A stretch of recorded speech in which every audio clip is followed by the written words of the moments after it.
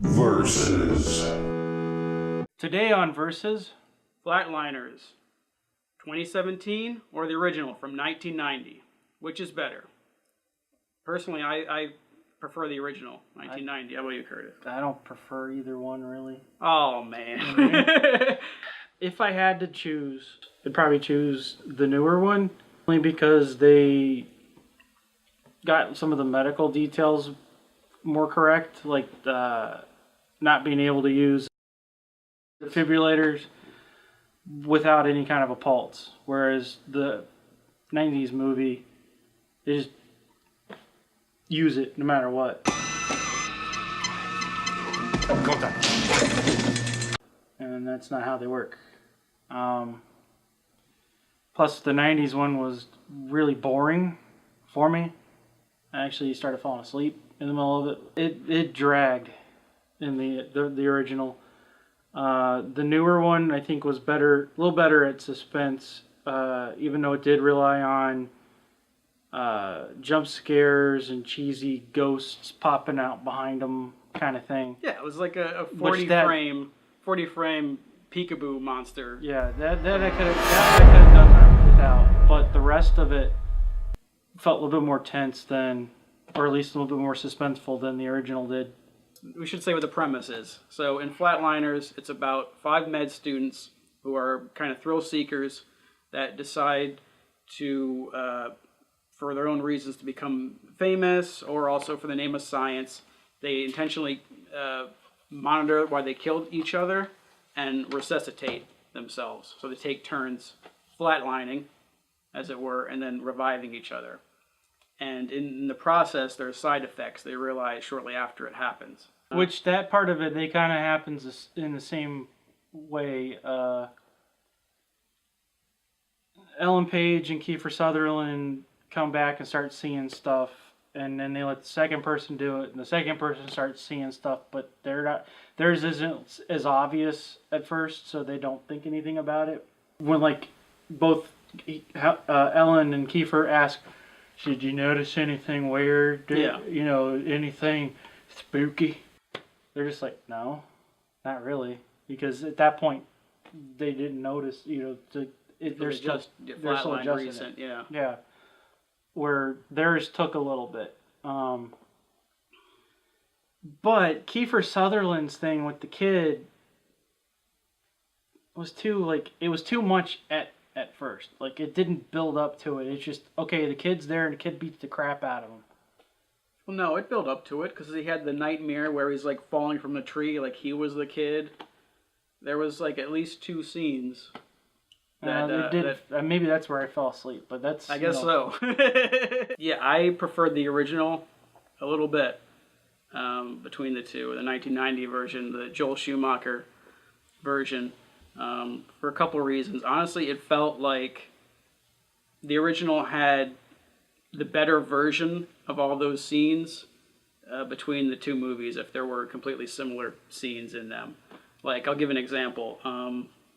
Just the very opening, when the Kevin Bacon character, you see him pretty much just kind of overstep his bounds. He's a med student, but he just goes ahead and jumps in and does kind of what the doctor, the on-call doctor, should be doing because there wasn't anybody around. And then quickly people show up, you know, while it's a code blue, and it's like, "Oh, you saved their life," you know, and the doctor's like, "Get out of here." And you see him in the hall like, "I'm Kevin Bacon." And then I think that just that right there is more of a character than like the Diego Luna. I mean, there didn't feel like there was some that of right that, there felt more a character. I think there was some of that with Diego where they tried to set up that he was a super genius at what he was doing. Like, he would do stuff that you don't normally do to get stuff done. What were your expectations going into seeing the movies? Because you didn't even watch the trailer of the remake, right? I definitely saw it in a preview before another movie. I just forgot it. It wasn't very memorable. Yeah. I just knew that they were making it, and it's like, oh.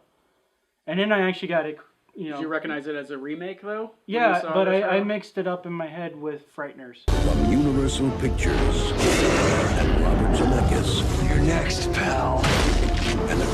director Peter Jackson. We don't stop till the screaming starts, you dig? The Frighteners. I was thinking it was Frighteners for some reason. I was like, We get our remakes confused. There's so Yeah. many of them. It's like, oh, which is that one? which I'm sure is on its way. Don't do it, Hollywood. It's already.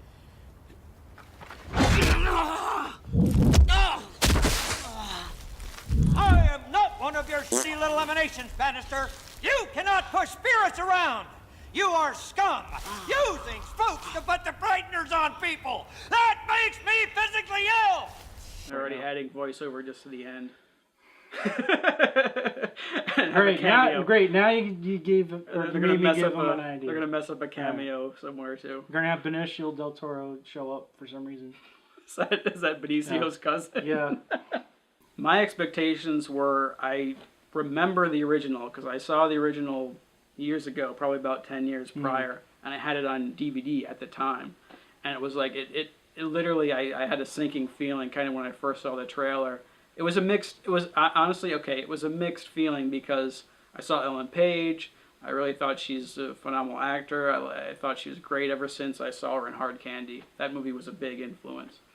But at the same time, I was like, oh man, are they going to mess this up? You know, that's definitely something that could be really good because I feel it's a solid premise, or it could just not be very good at all, you know, and I feel that was the case. Yeah, I'm guessing for you it was more you were on the fence. Like, you're assuming it's probably going to be bad, but there was potential for it to be good. I totally wanted to see it, Yeah. just to see how it panned, and I especially wanted to compare it to the original after seeing it, because again, it's been so long since I saw it. And if I have to be honest, I wouldn't have seen either one if it wasn't for this review. Didn't really pique my interest. So, you know, like I said before, I'm not a huge horror fan. I do like horror movies, but I'm very picky. The new one was trying to push the horror part of it. Was it all fun? What do you mean? Was there anything disturbing? I think I'm seeing things. A little bit more, and didn't push it enough. Because it just kind of felt short of really being scary. I mean, there was, of course, the startling stuff. There was some tension. I did feel there was more tension than the original in a lot of places, but ultimately I didn't really like either one. First off, we should warn you that this review is going to have a lot of spoilers. There's a lot to talk about. So if you don't want any of that ruined for you, just go ahead and go to this time code. Or that one. There. Here. Stop moving the time code. Do you prefer the actual backstories and stuff that haunted the people in the remake, or the original better? It's a mix.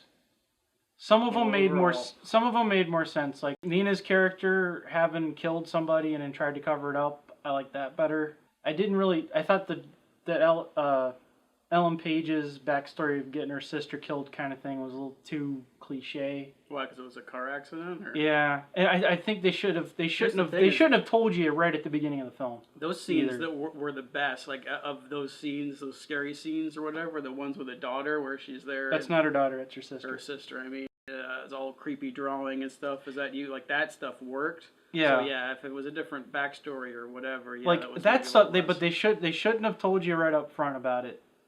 They should have just had her more like they did with Kiefer Sutherland, where you don't know any of that stuff until after she flatlined. Then it would have made more sense, because then it's like coming more to the surface, and it sets up more tension, because like, who's this girl? So it's like, you know it from the beginning. I figured it out like in the first scene. Only I thought it was her daughter at first too. That she got her killed, and it's like that's the only reason she's doing it. Whereas Kiefer Sutherland's doing it for the fame, and really they're all in the original. They're all more selfish about it. They want to do it to further their careers. In both, they were in competition about how long they flatlined and stuff, which was cool. And one big difference, I think, is the new one goes into more of what their brains end up turning into because of the flatlining. So instead of in the first one where the only hint that they changed was Kiefer Sutherland sitting in the back of Kevin Bacon's truck going, I can hear the lights and I can hear this hum and this grinding noise that keeps getting louder that you never find out what the grinding noise is. In the new movie, they all remember stuff better. They're able to play piano or figure out how people are sick. Yeah, like better quicker. brain function. Yeah, Kiersey is able to solve a Rubik's Cube that's just sitting there, which that felt kind of shoehorned in at that moment because like at that point the tension's kind of going like this, and she solves a Rubik's Cube and then it goes back. So that kind of was in the wrong place for me. And then one of the biggest problems I had, and with both of them, was them being haunted by people that weren't dead yet. It's like it's almost supernatural. Not all of them, yeah. It's not supernatural. It's almost supernatural, and in the new one, it's definitely supernatural with Ellen Page's sister haunting her, or maybe not haunting her, but still, it feels more supernatural than everybody else's thing, because everybody else's thing, most of the people are alive, except for Nina's, of course, because the jellyfish guy died. Well, and Ellen Page's. That's what I said. Sister, okay, yeah. Her sister and Nina's, which is partially probably why patient. that stuff felt. That stuff had a lot intense. more tension to it. Yeah. That was a lot more intense and a lot more suspenseful than the new It, which I saw recently.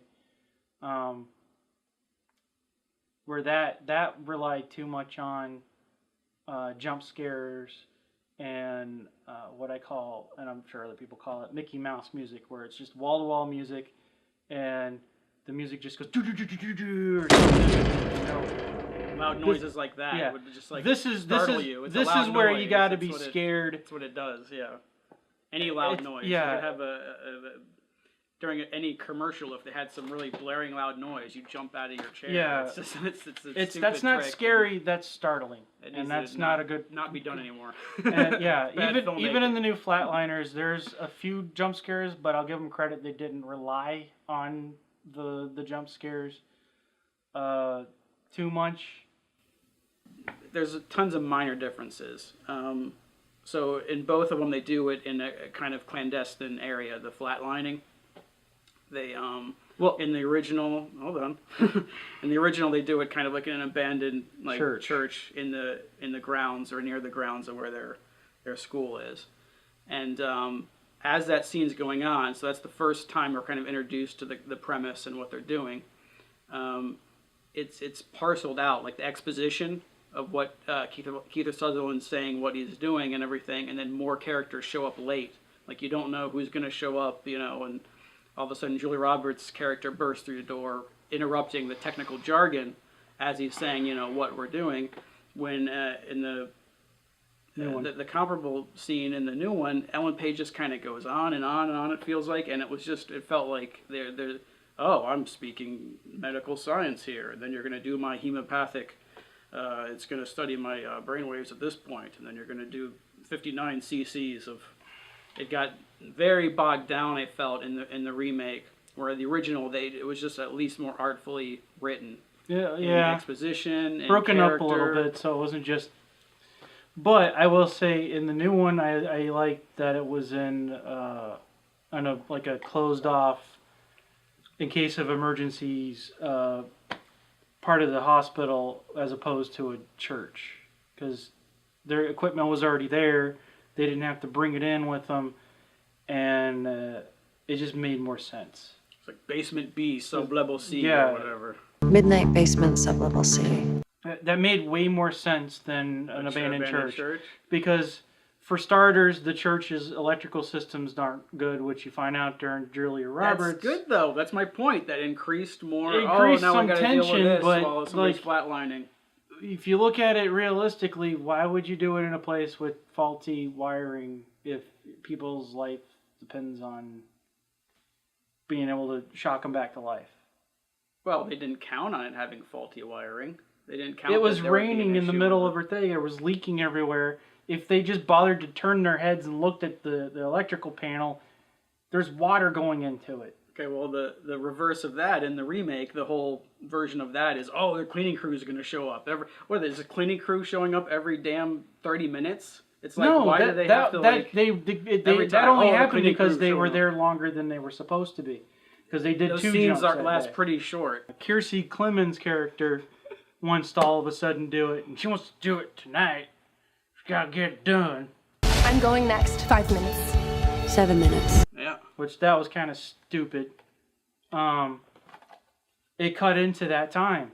So the time that it took for them to do the first flat line, go up to the roof of the damn building and lament about it, and her finally going, I want to do it now, it's my turn, because I got to do it. They go back down to the basement, all that travel time, and then her flat line, and then recovery. Well, that happened in the original too, though. They did 2 in one night because I got to do it too. Yeah, but I'm just saying, like in this case, there was a little bit more tension in that because they wasted time in between to do her thing. That feels like a contrived one though, because that's that one they're aware of. That one they're aware of. Okay, they're the cleaning crew. I know what the schedule is. So why the heck are we gonna, really press this when we know the time? No, I'm not saying I like that part better. I'm just saying that made more sense of why the wiring in an abandoned building. Well, here's the other thing. Okay, that's actually part of it. I think that's good writing. That's subtext, because they did the flatlining in an abandoned church. It without being overt about it, there was never a moment where they were like, "Oh, it's kind of odd we're doing this in an abandoned church because this kind of deals with life and death." And yeah, that's why the writer chose to do that. It's not, and that's there. Another example in the original, I thought it was great how the William Baldwin character showed up because he was at a party. He's kind of like a fun party guy. He showed up late to one of the flat lines that goes on in a costume like a skeleton. So without being overt, oh, geez, this is kind of emblematic of death that could be approaching. It was kind of, without saying it, but it was in a way overt, but it was cool. It's subtext. And one of the weak things about the remake is the use of voiceover for narration. They only use it at the end of the film, if I remember correctly. One place, and it was at the end. And it to me, there and a lot of other filmmakers, there are rules to, if you're going to use voiceover, it shouldn't be exposition. It should be more of how the character's feeling and all this stuff. Well, there's 2 ways to use voiceover effectively. That's either consistently throughout, as in the case of 1 Hour Photo and Taxi Driver, and the other one is you bookend it. You have it at the beginning and you have it at the end, which was in the case of Sunset Boulevard and Juno. But this movie didn't have that. It just had it at the end. Now, if it had something in the beginning, also, it wasn't even the main character, but by that point, Ellen Page was dead. Yeah. But that's okay. If you remember the case of American Beauty, it was all after the character was dead. So, I mean, it could still have been Ellen Page who did the voiceover in that. And that would have made more sense because it's the main character. That's usually how it's done, not this supporting character like it was in the remake. Ultimately, it shouldn't have had it at all. No, the original didn't not need that it. way. Didn't have it. It felt like a cheap ending in the case of the new movie because it just came out of nowhere. And it's like, okay, everybody's happy. It's a happy ending. Everything's good. Yeah, Ellen's dead, but whatever. Here's a narration. The main thing why I really don't like ghost stories or supernatural thrillers, most of them, is because they don't feel like somebody could die. But in both of them, they do have like physical interaction, but it's not like real physical interaction. It's like they're reacting to the hallucination, makes them like harm themselves, or makes an Ellen Page's except in the original, it was more obvious with that because when Kevin Bacon goes to apologize to the girl he bullied as a kid, Kiefer Sutherland stays in the truck. Yeah. And Kevin Bacon, he's getting attacked by the kid that he bullied, but Kevin Bacon finally gets back to the car and he's hurting himself. He's got the pliers. That's in what his I mean. hand. Ellen Page is the same Ellen thing, Page, though. it's almost the same thing because you got the phone camera, that confession thing that she was making, but they don't show everything, and you still got the characters going, oh, maybe someone was there. It sounds like somebody else was there. And they never really tell for sure whether or not they were there. There was one moment though in the remake where it does show that like something wasn't there when you see that it was there. I can't remember exactly what it was. There was some moments, like I think the flatlining stuff in 1990 was more, if you're a big film fan, it was just more artfully done because it was all practical stuff. You know, it uses like optical dissolves and stuff, like multiple dissolves to kind of create a kind of weird atmosphere, psychological effect, where the remake was all this CG, just wall-to-wall CG and not good CG. Well, it wasn't part. just CG. No, but it like, I mean, it's not a huge deal, and it's just a sign of the times. It's nothing wrong with it. But another little difference is there's 3 females out of the med students in the remake, and the protagonist is female, which is great. There's nothing wrong with it. I'm just saying that's a definite difference. And maybe that was trying to kind of like have more sex appeal with the 3 females, where there's only one, Julia Roberts, in the original. Do you have plans tonight? Do you want to have fun with me later? Courtney Holmes. I am mildly surprised, but offer accepted. And also, they were kind of Julia Roberts had kind of the similar whole interest as one of the other characters about wanting to know, you know, just about what happens.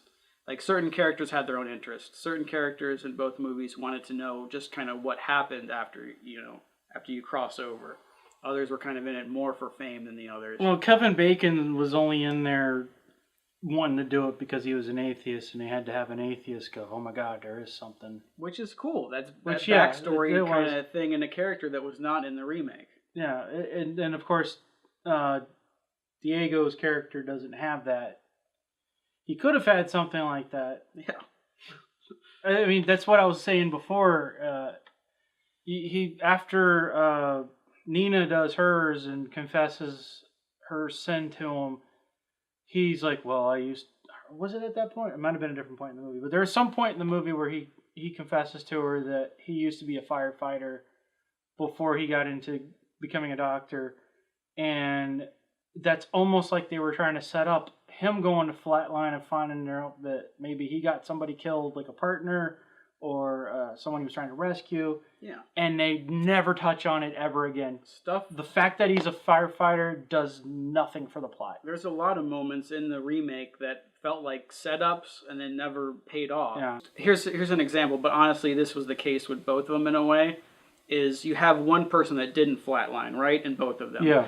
It seems like it would be great if there was a moment where, because that person didn't flatline, he's not kind of having hallucinations, so he can kind of like save the day at one moment, which they started to try to do in the remake with Ellen Page, but he doesn't save her in time. Yeah.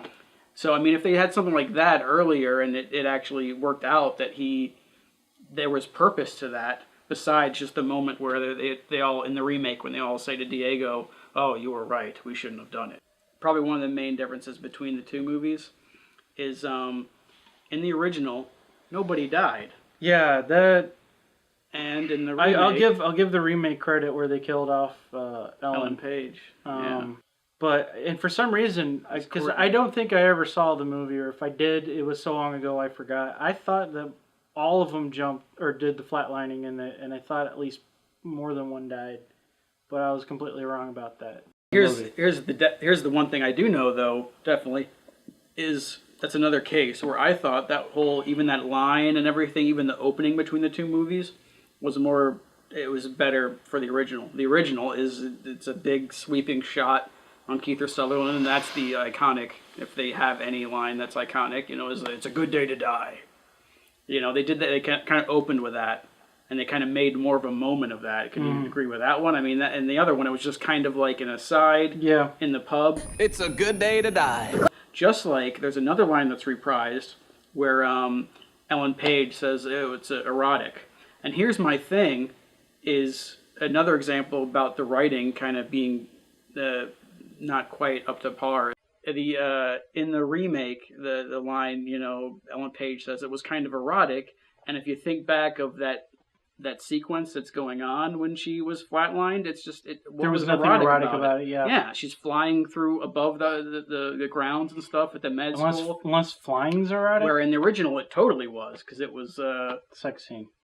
Yeah. And as a note, we also did something unusual. We watched the remake before we watched the original this time, which usually we would want to do it the other way around, where we watch the original first. But we did see both, which I have a feeling, and I've read a few of these reviews for the new Flatliners, and I swear people are just kind of very subtle, vaguely, you know, abstractly talking about the original not being good, and like they have no. I swear, I bet they don't. Most of them have not gone back and seen Probably the original. Because that feels like extra homework, and they're going off of their own memory, and we know how memory can be. Yeah. See, I felt the original was better paced.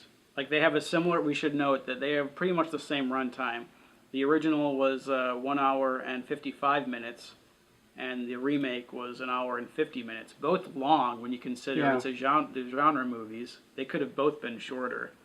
But honestly, I felt watching it that the original didn't feel that length.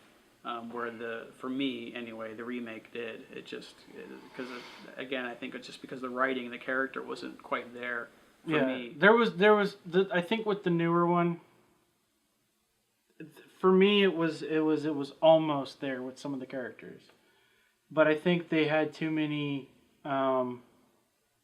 targets on the dartboard, and they just threw all the darts at the same time, and they used everything but didn't follow through with everything. It's like the screenwriter had the checklist. It's like, oh, okay, I got that scene, I got that line that the studio says, oh, you got to have the Here's the a line. trailer moment, you know. You got to have the line where they say it's a good day to die. Okay, so there it is in that scene in the.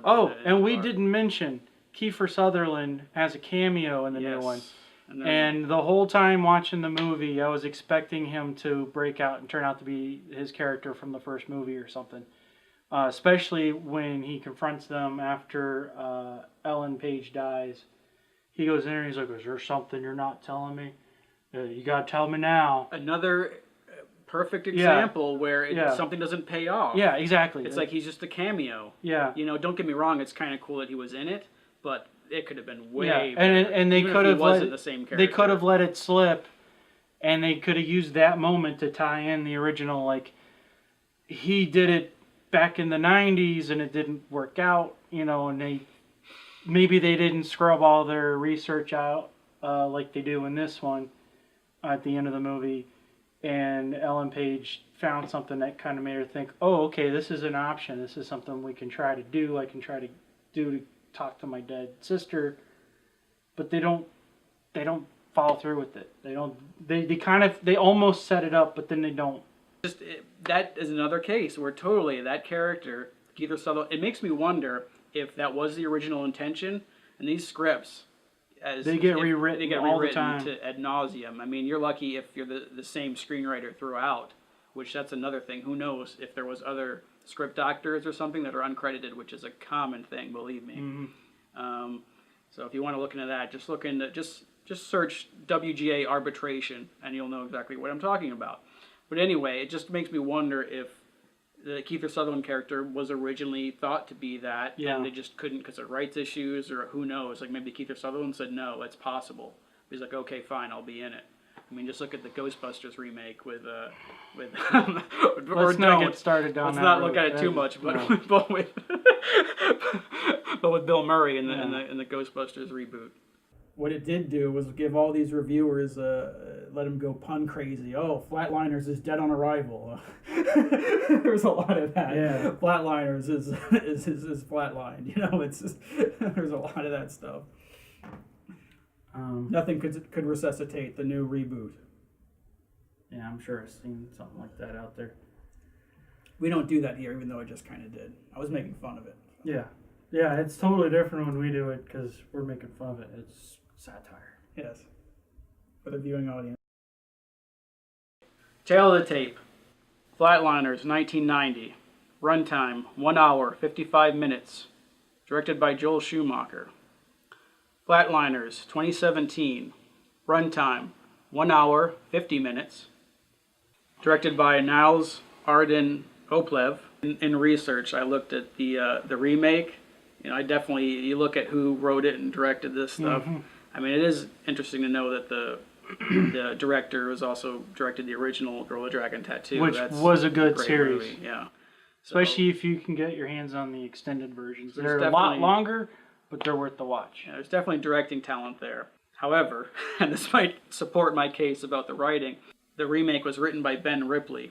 His canon also includes Species 3 and Species The Awakening, which I think is the fourth one, which doesn't star the girl and woman that's in all the first three of them.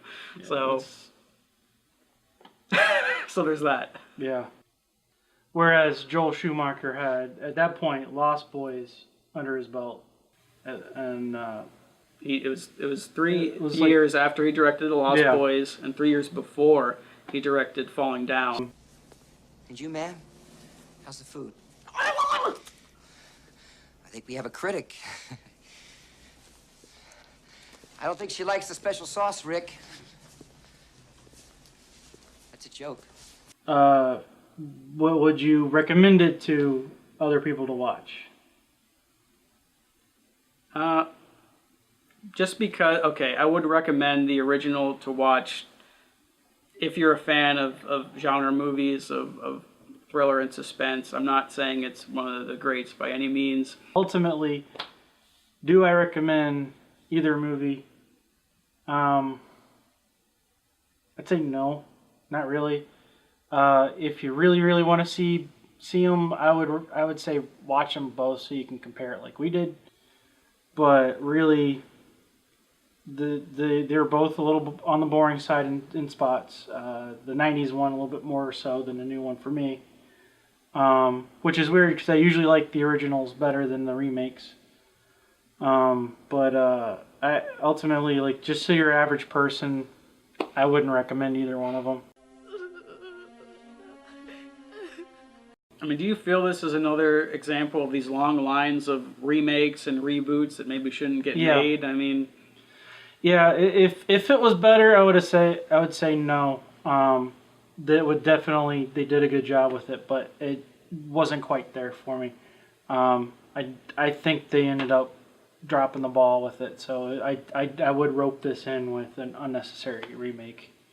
Stay tuned to Versus. We'll be reviewing another one very shortly. If you have any suggestions, please let us know in the comments down here. Was it here? No. No, move in the right comment here. section. I didn't move it this time. It's right there. So yeah, please let us know. We'd like to hear, and we'll keep making these. Please don't unsubscribe. Yeah, don't unsubscribe if you're subscribed, and if you're not subscribed, subscribe. And if you really want to get a notification, use that stupid bell thing that YouTube does now. Because, just subscribing isn't enough anymore. Smash that like button. You smash it! Knock that like button into next week. If you want to. Flatline that like button. Make that like button go code blue.